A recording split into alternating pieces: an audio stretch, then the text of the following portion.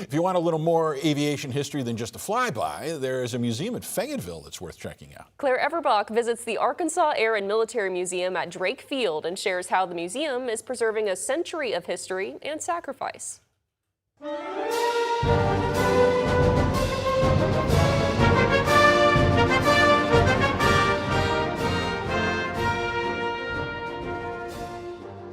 The Arkansas Air and Military Museum has a long history in the natural state. This was the original Northwest Arkansas Airport before XNA. It actually started in the late 40s, early 50s by Raymond Ellis in 1986, becoming the Arkansas Air Museum, and then we merged with the Ozark Military Museum, becoming the Arkansas Air and Military Museum in the mid-2000s. From the old white hangar to military exhibits, Executive Director Hallie Cartwright says the museum preserves more than a century of aviation and service history. And that's a lot of what we do here, is we reflect on our past in order to make a better future. And that does include an aviation and military history. Her goal, to ensure people understand how the innovations and sacrifices of the past shaped our world today. I want them to see how far we've come in our aviation story and in our military service, what it took for us to get where we are today. We can take the lessons from that and apply it to our lives and make better choices. For museum volunteers,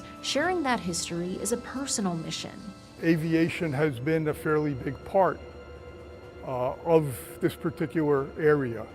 I mean, just this building we're in now was built in the early 40s, supported pilot training for the Army Air Force for World War II. Gus Kuklinski had a career in aviation engineering and a deep passion for sharing that knowledge with others. A museum volunteer of 7 years, he gives tours, helps with children's camps, and teaches visitors the science behind flight.